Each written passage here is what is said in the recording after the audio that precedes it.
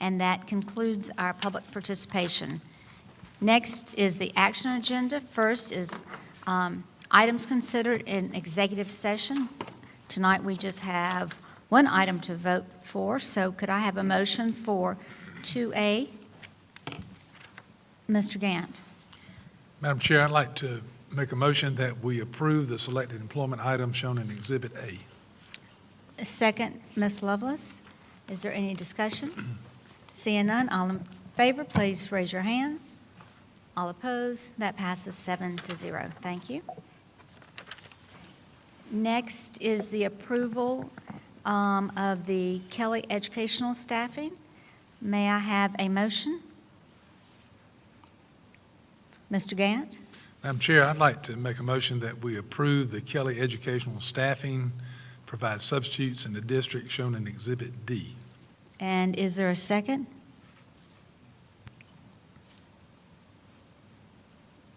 Mr. White, seconds? Okay. Okay. Now we'll have discussion. Mr. White. I guess the obvious question would be we had some comments in public participation about the teachers' concerns. Can that be addressed, and any input? Yes, I think they can, if you would like for us to comment on that. Well, I think you should, yes. Okay. Yeah. And Mr. Richardson, you'll need to help me out with some of this. I didn't make notes on all of them. With regard to permanent subs, they are not impacted by this because they are employees of the district. They are not, that's a standard position within our budget, so they are not impacted. And I think the other, and I don't remember, I didn't write down every single question, but I think the point about if it's not broken, why would we do something with it? I think one of the things that we've talked about here is, again, we spent last Tuesday night talking about our budget, and this is represents an opportunity for us to avoid additional cost as we go forward. And perhaps Mr. Richardson can provide more detail on that particular topic. Well, as you, as you're aware of, the Affordable Health Care Act is requiring some time and attendance tracking, things that we're currently not equipped to do. Kelly relieves us of that process, obviously, because they become employees of Kelly. And they will do, they will keep up with all their time, and they will offer the benefits if those individuals qualify for it, based on the number of hours that they're working. Also, I guess I ought to mention the fact that we still have control over who the substitutes are. It's the same pool of folks that we currently have employed by the district that will be the substitutes under the Kelly services. I'm not sure if you mentioned it with regard to avoiding cost, hopefully, or helping us contain the cost. With all the requirements that are coming, as Mr. Richardson said, with regard to the Affordable Care Act, it helps us hold down our administrative cost in terms of our adding additional staff to keep up with those particular requirements. And did I leave any other big issue out there? But again, we think that it will help us as we go forward in terms of maximizing the limited resources that we have. And it frees up tremendous amount of our staff time now. And I think that, Ms. Lovelace, you brought up the fact that it would be a savings because of the workers' compensation. Is that right? I don't know if you want to elaborate on that. No, I would just, I just asked, I think Mr. Richardson, if that would help with workman's comp. Well, we won't have that liability for workers' compensation for those employees, or unemployment insurance either, for that matter. So I would suspect that would be a rather large savings. I don't know that I can put a dollar figure to it, but it is a savings to the district, obviously, because we don't have that expense anymore. And I guess also like to add that, you know, there are some folks that we're currently making contributions on their behalf for retirement, those kind of things, but we wouldn't have that obligation anymore either from our side of it. So that will be a cost savings there as well. And now, I don't want you to mistake that by entering into this contract, it's not necessarily going to be a major savings to the district, because it's going to cost us to do this, but it is going to hopefully avoid some big costs down the road with health insurance. Any other discussion? Could I ask, would you repeat that last thing you mentioned about home visits, and did you use the word retirement in there? I just didn't hear you. I was just talking about the employer contributions we do for that the district pays for those folks who are members of the retirement system. Those are substitutes. So that will be eliminated? That would be eliminated. And quite honestly, those folks who are members, a lot of them are retirees, returning retirees. They're contributing 8% to the retirement system, so they're immediately going to get an 8% raise, because they no longer have that obligation either. Right. Ms. Hammond? I have several questions. You know, as I had said at the last meeting, I know at our school that it has been well received. I did say, too, that teachers did have input as far as with Kelly Services, we could give a list of teachers that we preferred to be given. There are times you get one that you would not have wanted, but then we ask that one not to return. In other words, there's some control with teachers, is my point. The only thing I am concerned, though, and like to just ask how we did we hear from the principals who had actually talked to their teachers, you know, in selling the reasons we'd want to do this? Because obviously, if the teacher organization has sent a spokesman here to even ask us to hold the vote until we did get teacher input, I do personally think it's a good idea. But what I'm speaking as a person to represent teachers, if the majority, and that's my question to Dr. Hefner, how did we sell this to them? How did we present it to them? Or would they have had to come to the school board meeting where we talked about it the one time? We have presented it to our principals' meetings. We've talked about it at our faculty advisory, but there has been no intense dialogue about it. But you talked about it at the principals' meeting, so I do know that principals take back information. And our faculty advisory does as well. I mean, that's the purpose of those committees. And again, you know, our current system is one that works reasonably well. The bottom line is, in terms of going forward, this is about making the best use of the limited resources we have. And as you know from our budget discussion last Tuesday night, we have a major challenge in terms of making our budget work. And while this will not, as Mr. Richardson said, will not balance our budget by any means, it does keep our costs from escalating and keeps us from having to add additional staff and to pay additional benefits to folks as we go forward. And one of the positive things about Kelly has been that they do not limit. It becomes their issue in terms of keeping up with it all, and they do not limit how much time a person can work. That becomes their issue to keep up with it rather than us. So just to follow up on that, so in essence, a sub could possibly get more hours by working through Kelly than we would be able to allow through the school district. Is that right? Because I know there's that 30-hour cap. Well, it's a little bit more complicated. You have to actually track time, and it's an average amount of time they work on a weekly basis, and I forgot how far you have to go back to do that. But the requirements, very time-consuming, I guess, because we're not equipped to do that.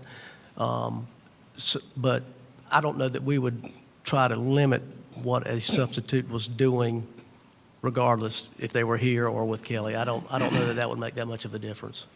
Mm-hmm. Okay. Ms. Hammond? Along that Okay. same line, I think Mr. Gant was asked, you may have asked the same question, I missed the answer. If some of our substitutes, were we saying they're already retired teachers that are subbing, and we have to, and that counts into retirement, we pay them? Well, they have to contribute 8% of their check, that's mandatory, and we have to contribute our part. They get no benefit from that, no increased benefits from that, that's just part of the retirement So system. let me, I don't mean to interrupt, but I didn't hear that the first time you, for some reason, Yeah, I didn't miss the it. sound's not coming out when you're talking about that particular point. I don't know why. That's twice I almost missed it, but can I try to, you're saying they have to pay 8% of their pay, and we have to match it, but they get no additional benefit? For any working retiree, 8% of their check is submitted to the retirement system and we also have to pay somewhere in the neighborhood of about 16% now on top of that as a district. And they get That's no for every benefit? employee, not just substitutes, but every employee that's a member of the retirement But for system. the substitutes that are already retired, but they get no additional benefit for that? That's correct. So it's wasted money. Um, Well, if there's no benefit, then who benefits from it? The retirement system. Retirement. Yeah, but I'm saying that individual employee, Right. if they go to work for Kelly, they're not being detrimented because they're losing something in the state retirement, are they? No. That's wrong. Now, if you had an active member of the retirement system, then they would no longer receive that benefit. They will not lose the money they currently have in the retirement system. However, they would no longer be an active member in the retirement system, but Kelly also has opportunities for them as like a 401k plan, that kind of thing, that they could invest in for retirement purposes. So can I ask some? Yeah, go ahead. It's the same point. Well, it's the same point, but if. No, go ahead. The Affordable Acknowledge Care it. Act, I mean, I want to make sure I'm clear, but I know it's very complex, and I know most people want to stay away from it, but am I correct that if they work more than 30 hours, then we have to provide health insurance and other benefits? I In don't addition want, to the administrative side of tracking and reporting. but I don't know that the requirement's 30 hours. I believe it's a good bit less than that now. I don't recall, but I believe it's on average about 20 hours a week for that period of time that you track. So it's So- a period of time, then we have to provide benefits. So Correct. I'm assuming that Kelly is paying those benefits, and they're just spreading it out over more. I mean, we're only one district. We might be, if the temps are here for a certain period of time, but if they're moving people around, they have at least the potential to spread that over all their services, not just us. I don't know that for a fact, but I'd say yes, that's probably correct. But they have the same requirements. I mean, everybody's Oh, got the oh, same yes, requirements on the absolutely. Affordable Care Act. Yes. So Ms. it's a administrative cost we don't have to bear singularly that I mean, and I'm asking this question for a reason, because in one sense, if it was a pass-through to Kelly, they would pass through it to us, we wouldn't save any money. But if they have the potential to spread it out over more employers, if these people are being used by more than one school district, then perhaps are we getting a lower rate because, that's my real question, are we getting a better price for the service because we're not bearing the load of that benefit singularly for a part-time person? I guess that's going to depend on the type of benefits that they would offer, whereas we're pretty much pigeonholed on what we can offer. So I would assume that they're going to be able to do it cheaper. Does their rate to us reflect that we're getting it cheaper? I'm not sure what you asked. Well, I mean, I think we're all implying, and Steve, you're implying in the aggregate sense that we're getting these services cheaper than if we had to run the traps of going through the administrative tracking and paying the benefits, et cetera. In the aggregate, as we look down the road, we are clearly getting the services for less money in the aggregate. Is that, correct me if I'm wrong, Mr. Richardson? I And what- certainly hope that's going to be the case. That is why we're doing this. And what's difficult always is to sell a cost avoidance as opposed to, an savings. outright savings. But that's really looking ahead, is we know that our administrative costs are going to go up, and they could go up fairly significantly. So that's my rationale for this recommendation. And I know in the past, we've asked the administration to actually last year, when we were looking at the budget, we asked you and your administration to take a look at our school district and find ways where it would help us with our budget, whether it was cost containment or savings. And I don't know if this is a result of that, but we know that you are doing whatever you can to find ways where we can keep up the quality. I am sure that each person who has been dealing with this is very aware of the quality and the fact that we'll be using our own substitutes and we'll be able to ask for those that we want. It seems like a win-win, and if we had the cost avoidance, then I think it's every bit counts. Ms. Hammond. Ms. Hammond? I got to get back to my point that I was on. I think Mr. White got that clear. That was my question about the retirement, because I'd missed that too. The only thing that concerns me, the most important thing, is the quality of the sub in the room with the students, whether it be Kelly or whether it be how we're doing it. That should be our priority. So if we can be assured that teachers understand how this in the long run saves money, and that we can maintain the same quality of subs that we're using, even if you change to Kelly. I think those are just assurances that I would like for our teachers to know before I took this vote. Because I personally am telling you, I know that the system works well, and I know that you can, but I'm going to tell you right now, you do get some subs, because it's national as far as, I mean, I know when I make the call, I may be talking to somebody in, another state way off, but they know I have a number that's our school, that identify where I am and which school it is. So my point is, if we've got the time, I would feel, even though I think that if it saves us money, I agree with Ms. Watson, we are in a very tight budget prediction, and every dollar counts. But I just think it's very important that the teachers understand, because of all people, if a teacher, and I know they're there for the right reason, you really care who's in your room when you have to be absent. Subs are more important than you realize. And I'd like to know, we didn't really get this, but I'd love a presentation or somebody tell us now the subs we have and where they feel it works, how we choose them, and how they can feel like that there's some local control, and that that they understand this process. Because maybe that's why they've come to us tonight, to ask for a little time to understand it. I guess I want to be fair. I may have one more. Julie Gertz, who did the presentation to the board last board meeting, is here tonight. If you want me to bring her in? That would be wonderful. As she's coming down, I would like to make one other point that I think is that we haven't talked about yet, and that has to do with the substitute pool. Yes, that's what I want to talk and about. on, I believe it was May 9th, 2014, we had 321 absences. And we have a hard time coming up with 321 substitutes. In fact, we didn't fill all of the jobs.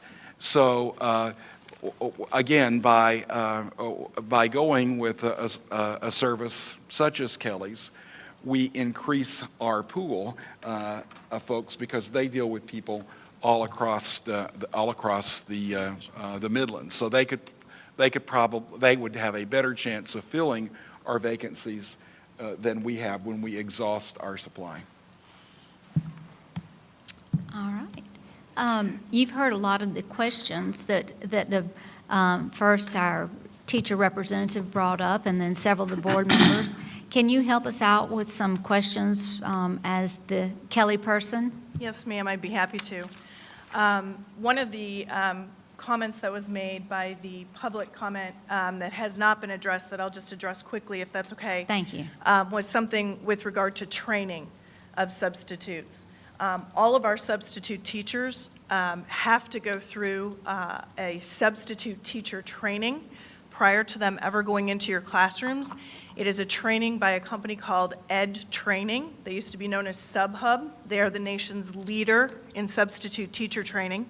So all must complete that substitute teacher training and pass a mastery exam at the end of that training prior to them ever being into your classrooms. The second step of our orientation and training process actually involves orientating them to District 5, your policies, your procedures, your expectations, as well as Kelly's policies, procedures, and expectations. So it's a two-part training that all must complete before they ever go into the classroom. With regard to quality, I am assuming, but I shouldn't do that most of you know that we are a part of Kelly Services, the staffing company that has been around for over 60 years.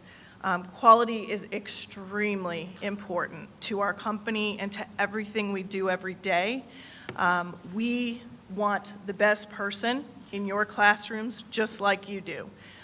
So if we do receive feedback, which on occasion we do, that someone didn't perform at the level that they were expected to, we certainly take that feedback. We will block that person from that school if they're requested not to come back, or that classroom, but we will also coach and counsel them and possibly provide them additional training to try to help them improve their performance for next time. But you can certainly give us that feedback that says, and sometimes it's just not a good fit. They may be great at the elementary level, but not at the secondary level. So those are the kinds of things that we take as feedback to help us improve and to help our substitutes improve as well. Yes, ma'am. That would be what I would ask. Let's say we sign this contract with you guys. Would you get input from the individual principals and ask for our sub lists that are already in the schools of the people that we like and want to be back in there with kids we already know are good? Absolutely. The first part of our, in our implementation process, the first part of what we call the transition is the transition, and Mr. Richardson talked about this, the transition of your current substitutes. So those that currently work in your district would be invited to transition their employment to Kelly Educational Staffing, and then as a part of our implementation process, we would get all of those preferred lists from your principals, and they can be in a rank type order. And the other thing we will get from them is their exclude list, because there are some folks that they've already excluded that may be working in other buildings. So we collect that during the implementation process while we're building that system. And are they, like Mr. White and I were getting to about the retirement, are there any benefits through the subs working with you guys? Yes, there's a laundry list of benefits that our substitute teachers receive. We cannot participate in the state teacher retirement, Right. of course, because we're not a participating employer. As Mr. Richardson mentioned, we do have an optional 401k plan, which is available totally at their choice, pre-tax retirement savings plan. In addition to that, other benefits that we have are our substitute teachers are paid weekly. Many of them like that. We also have a service bonus at the end of the school year. So the more they work, they can earn a bonus at the end of the school year, up to 2% of their earnings, which is a nice check that they can receive a lot of times in July when they may not be working. We do a lot of local recognition of our substitute teachers, job well done. We also have a Substitute Teacher of the Year program where we name one substitute teacher for each state. They receive a $100 bonus, and then they're entered into the national competition. The national winner receives an additional $1,000 bonus, plus $1,000 to donate to the school of their choice. How about continuity? If you look over the Midlands with the company, with the schools you represent, do you keep the subs you have longevity, and we have those same continuous pools that stay with you? Yes, ma'am. And the one thing is that across the Midlands, a lot of the districts are newer, so they may have not been with Kelly Educational Staffing for multiple years. But one of the districts that we've serviced for a number of years, Rock Hill, we do have a tremendous retention rate with those substitute teachers, yes. This is our first year, so I have no, Right. I can't judge, Right. the longevity and the Exactly. continuity, because that's very important of the same people that you can have to know your kids. Exactly, and a lot of times, they leave us because they're getting full-time jobs, and sometimes even within the school district, so that's a great thing. Can I ask Dr. Hefner a question, Ms. Watson? Sure. With our pool right now, do we have a large number of retirees that's what they like to do, be a sub? And so it's affecting them, and that may be some of them that are coming to us worried about it. In other words, is our pool that we use, and I know you said we don't ever have enough, a lot of them. Oftentimes we do. I mean, I'm saying there are times we don't, but, Well, I guess I'm asking, is there a large number of our subs that are actually retired teachers, or teachers that have been maybe in the retirement system that not getting the retirement because you can't get that at county? Right. That, to me, that's the only disadvantage. I don't know that, I don't have that number. I don't know for sure. Do you know, Mr. Richardson? I know we have about 380 to 390 substitutes on our list, and I think there were probably, I don't recall, probably maybe a third of those that are retirees. That may be a little high, but they're a good number. But they would automatically have that taken out, even if they've retired? Or once you're Yes. retired, they don't take it anymore?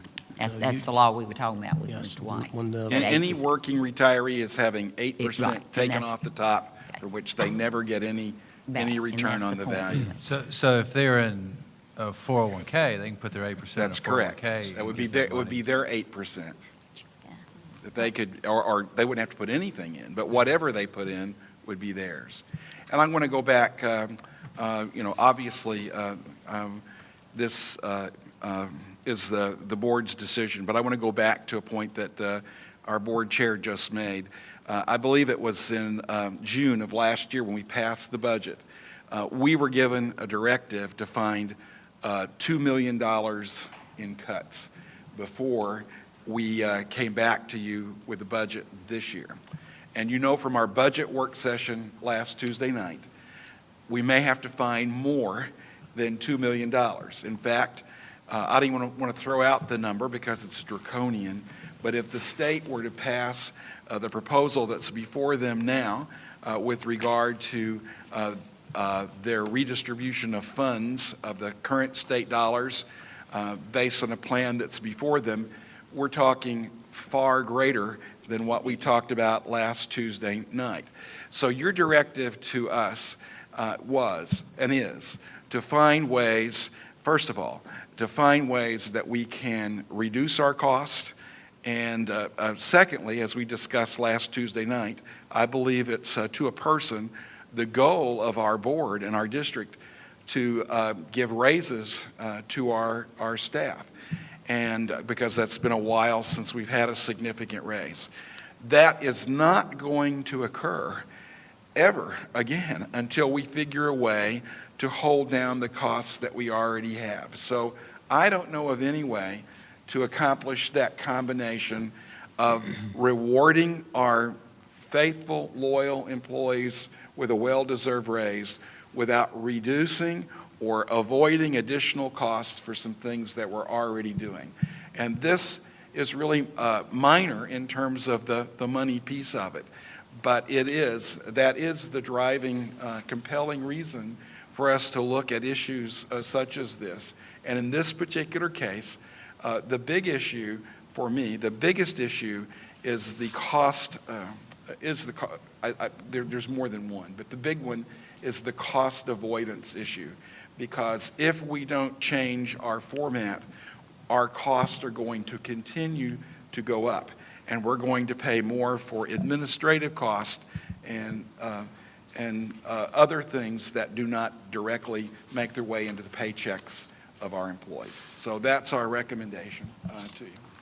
Mr. Gant? I think almost every question I had has been answered. Mr. Lazan brought up a point that I'm not sure how this will work. I'm not sure I need to know, but he mentioned who will control the subs once they get to the school. Will we still have somebody at the school level that will make those final assignments, and that's part of the whole service, I would say. Absolutely. We look at the principals as the CEOs of their school.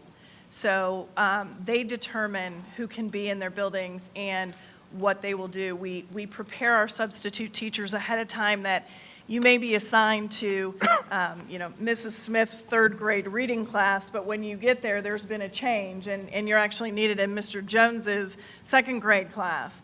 And they need to be flexible in order to be able to take those different assignments, because that is up to that administrator in that building. But also, as I mentioned earlier too, if there's feedback that we need to not have someone return, we will certainly take that. So they are directing and supervising the substitute teachers' work, even though they are Kelly employees. Right, well, thank you.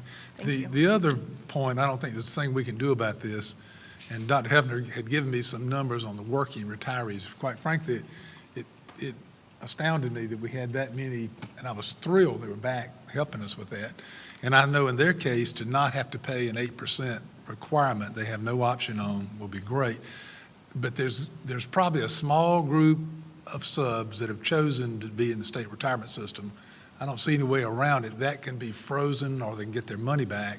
And then I think you all said that they can participate in an optional 401k program. I have no idea. I imagine that's a very few people. I'm just very concerned.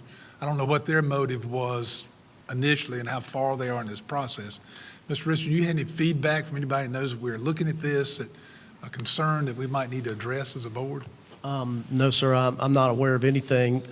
Quite honestly, with substitute, I'm not sure how much time, unless they've been out in the working world somewhere else, I don't know how much time they would be earning in the retirement system being a substitute, quite frankly. Right. I can't imagine it would be that much. And I'll cite one example that I'm somewhat aware of. Sometimes when we have teacher graduates that are trying to get their foot in the door to teach in school systems, they substitute for a while. And I think some of those persons probably make that optional choice. Now, I'm not sure exactly how the retirement system works. I think if their goal is to eventually teach, then they'd be part of the retirement system.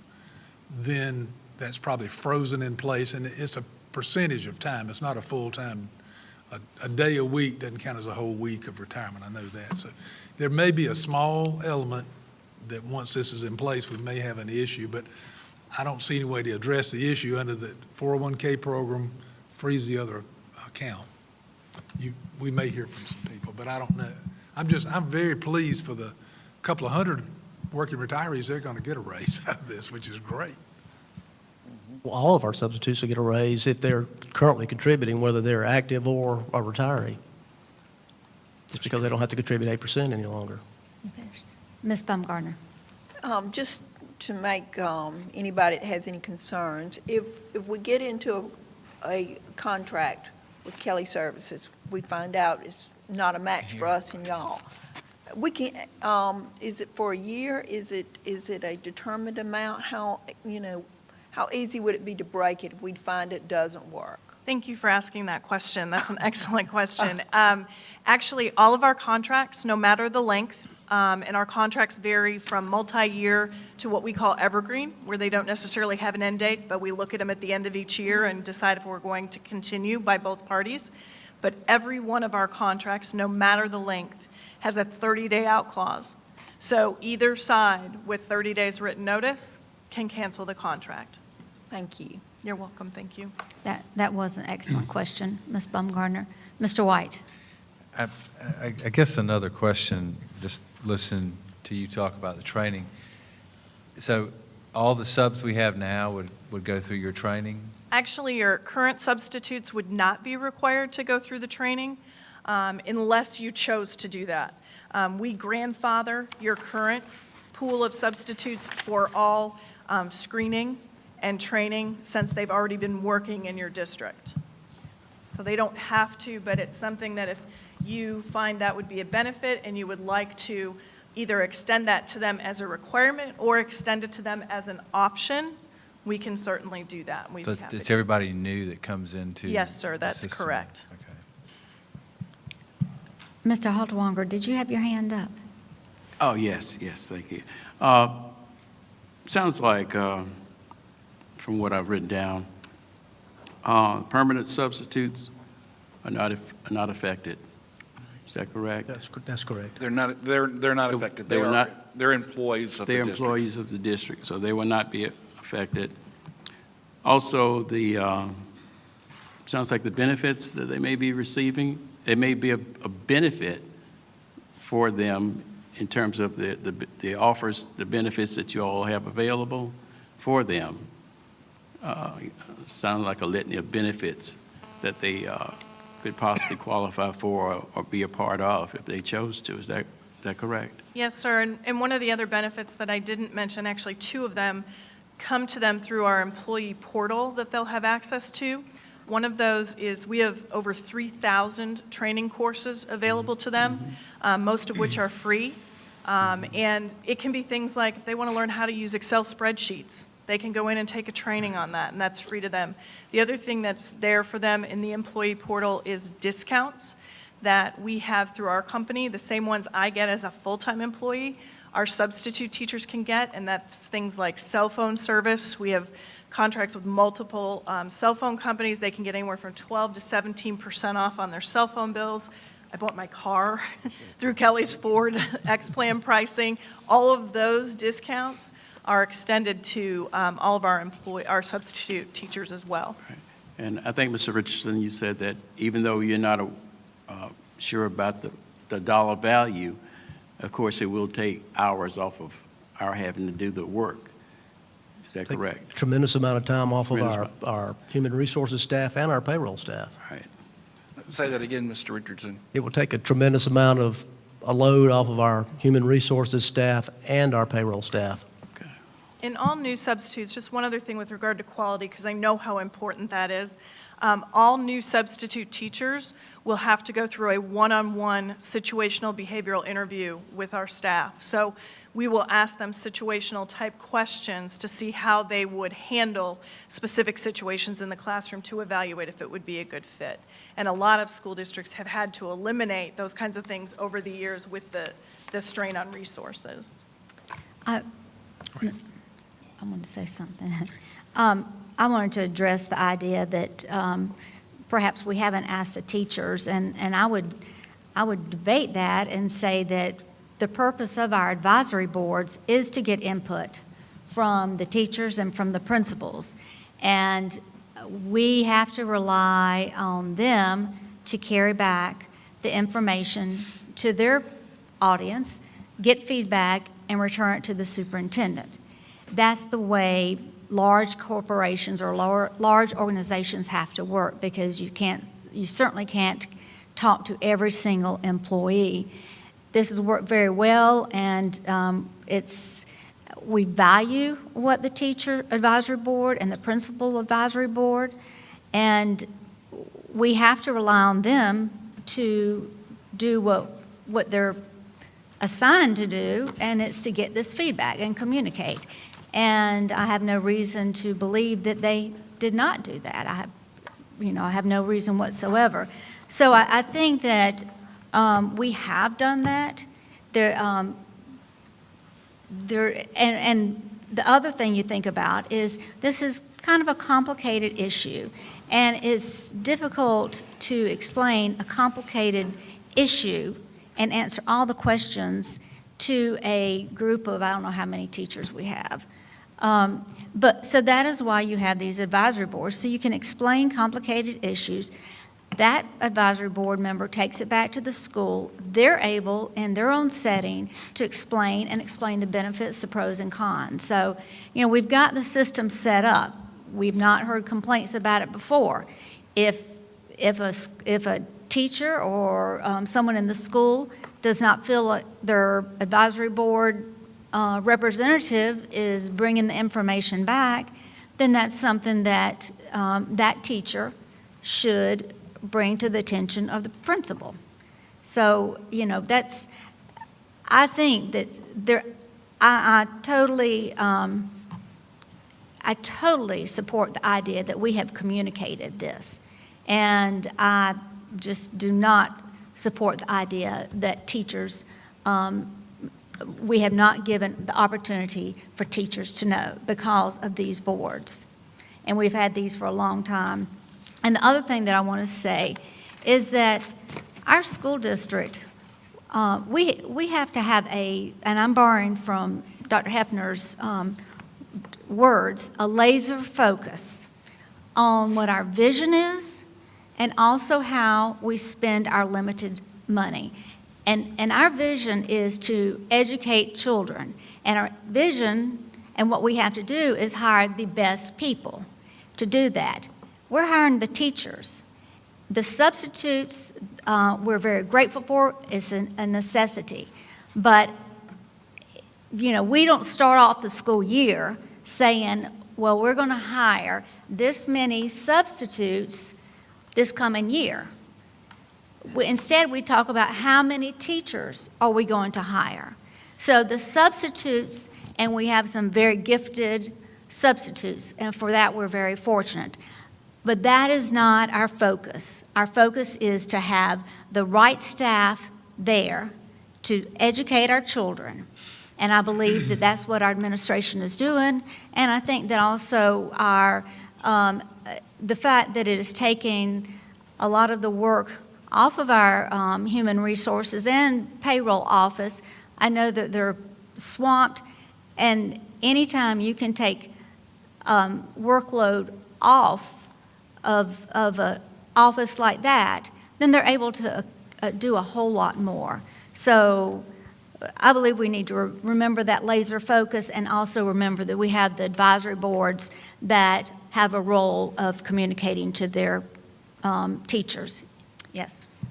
And what I'd like to say, I certainly understand the process, but I would love for the things you have said to us tonight that are some of the things I feel if the teachers had gotten all of this information, I don't know that we would have had the teacher representative come here and be worried about these things. And I don't think I heard him say not to do it. I think he wanted the teachers to be heard. So, you know, I'm not arguing with Ms. Watson's point. I know we have a good process. I know that it can work. I'm simply sitting here listening to, we have public participation just for this kind of reason, for us as a board to hear from these organizations that are put in place that are supposed to listen to the teachers.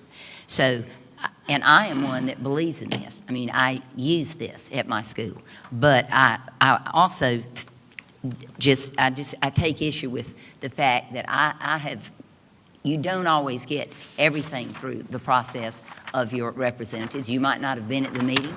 The meeting that was done might not have ever gotten all this good information we've gotten tonight. So I would just like to say to you, Dr. Hefner, if, you know, because I can support we need to save this money. I can support the fact that I know personally it works.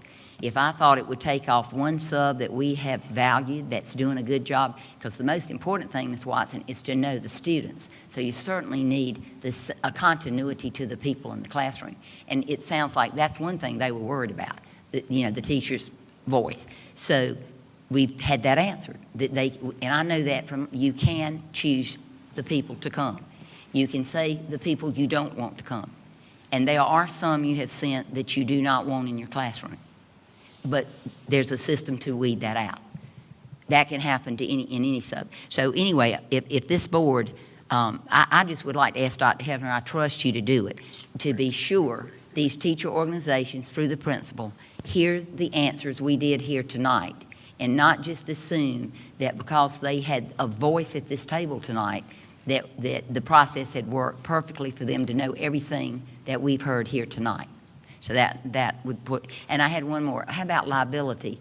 Would it be Kelly's liability if you send someone there that does something inappropriate? It won't be liability on us, because that does happen too. Right now, the school district has 100% liability Good. for all of those employees. With Kelly, it is a shared liability because, as I mentioned, they are supervised and directed by the principals, but it takes a tremendous amount of the liability off of the school district. Okay. Yes, ma'am. Thank you. Mr. Gant. You mentioned something just a minute ago that I'm concerned about a little bit. You mentioned Ms. Baumgartner's question was about a contract. Yes, sir. And I think from the history, I know you're working with a lot of districts right now, Kelly is. You mentioned it was a 30-day clause, either party. Yes, sir. That gives me a little concern. And I don't know if you've ever exercised that or if a school district has, but I'm thinking more of it from our side, our standpoint. If we shut down our operation of having substitutes, and we don't use whatever service and however we're doing it now, have you all in the recent past, in the Midlands or in the state, what reasons would you end your contract? And have you had opportunity to do that recently? It gives me concern that I know in 30 days we could be notified and be in a world Right. of disarray probably. We have never exercised our 30-day out in any school district, not just in South Carolina. The main reason that I could possibly think of, there might be two. One would be gross neglect of our invoicing, if we just don't get paid for an extended period of time. The second one would be if we felt that our substitute teachers were not safe in an environment. That would be another reason why I could see us exercising that 30-day out, because they're our customer too, and so we extremely value them. But I can tell you, we have not exercised that, and we have a 98% retention rate on our contracts, and that's since we began the program in 1997. Okay, thank you very much. You're welcome. I'm a Thank little you. more reassured. Good. Thank you. I'm glad. And also, I do want to just remind the board members that this whole project started sometime back under Dr. Angela Bain, and we do know that Dr. Bain crosses every T, dots every I, looks under every single leaf. So, you know, I have great confidence in her recommendation. I think we've heard from the Kelly Associates, certainly Ms. Baumgartner's answer of the question, and the answer should relieve some fears that if it didn't work out, that we would be stuck. Doesn't sound like that would be the case. And I think bottom line, when we charge our superintendent to find $2 million to cut out of the budget, and he starts coming to us with ways that he and his staff believe they can save money, and we turn that down, then, you know, how can we expect that the administrators to accomplish what we've asked them to do? I think that's a real important thing as board members. That is our role, is to make the charge the superintendent, and have him bring the answer back to us. Mr. White. Can I ask a couple of questions? Yes. Are you done? That have not been answered, right? Okay. Well, I'm just curious, the 30-day out, we can exercise our 30-day out too, right? Oh, absolutely. So if we're not Yes, sir. satisfied, if this arrangement doesn't Absolutely. turn out to be what we want, I know everybody was at our budget meeting. We didn't have any really public participants. Maybe we had one or two people, but it's not a pretty scenario. I mean, in fact, it's a very unfortunate scenario because we don't have control over our future when it comes to financial matters. And for us to keep in place the teachers we have in place is going to be a real challenge, given what the state, you know, where we are in their rotation of funds. But number two, to give a raise, which we all talked about, we really need to try to find to do. We have to find every way we can to hold down and cut costs. So, I mean, I think on balance, anybody that was at our meeting, which is the whole board last time, understands this is a step or an effort, at least in that direction. But we also talked about how we want our teachers to feel appreciated and valued, and I appreciate Mr. Lazan coming and voicing his opinion, and I don't normally do this, but I guess one question I have is there anything else you would, and I don't feel like I'm putting you on the spot because I am, but you don't have to answer, but It's good. in light of everything we're looking at, is there anything else you would want to share with us? I know I'm sort of unorthodox, but I've done that before, asked the questions of people in the audience. But do you want to add anything to what we're hearing? I'm concerned, we have a lot of new initiatives this year. Is this going to happen in the fall or in 2 weeks? The plan is The spring of this year, late towards the last part of this year, we were looking at trying to implement this. We've got a lot of new changes coming for everybody in July, so we want to try to get this rolling April, May timeframe if possible. And so everybody would be a little bit used to that before we throw out a lot of new changes at them next school year. So were there any other specifics, Peter, you would add that, How much it costs? Yeah, that was how much does it cost? initially. It's going to save in the long run, Ms. Watson, but what's the cost? Because it is more. You told me that at the last meeting, Dr. Heffernan. It's going to depend upon, obviously, how many substitutes we use, but it's based on the amount we pay with a markup of 0.4, I believe, correct? So in other words, if we're paying $75 a day for a substitute, it'd be 0.4 above that for each substitute day. And they get a fee on that. Thank you very much. We have a motion on the floor in the second, and we have had a lot of wonderful conversation and input from the board members, questions answered by the administration. It's very good debate, which I think hopefully Mr. Lazan will take that back to your teachers and tell them that we certainly did listen to the concern you brought and took it very seriously. So thank you for that, and thank you for the board. Now I would like to, the motion was to approve the use of Kelly Educational Staffing to provide substitutes in the district, and it was seconded, I can't even say that word. All in favor, please raise your hand. All opposed? That passes 7-0. Our next item on the action agenda is the final reading of proposed revisions to some board policies. May I have a motion? Mr. Haltewonker. Madam Chair, I make a motion that the final reading of proposed revisions of board policies IKACC, placement of non-accredited private and homeschool secondary students, IKF graduation requirements, IKF-R graduation requirements, and ILB-R test assessment administration be approved, please. Thank you. Is there a second? Ms. Baumgartner? Okay. Any discussion? No, we've had this in our board packet several times before. Any discussion on 15? Seeing none, all in favor, please raise your hands. All opposed, that passes 7-0. Our last action agenda item is the final reading of proposed revisions to a board policy. May I have a motion? Mr. White? I'd like to make a motion that we approve the final reading of proposed revisions to board policy. I've been over here doodling, so GCB. GCB. Professional staff contracts and compensation includes Exhibit F in our board packet. And is there a second? Ms. Lovelace, seconds. Any discussion? Seeing none, all in favor, please raise your hands. All opposed, Sorry. everyone, okay. That passes 7-0. That ends our action agenda, and as you will see, we don't have anything on the discussion agenda. Our next meeting is scheduled for February the 9th, and it will be held at Harbison West Elementary School.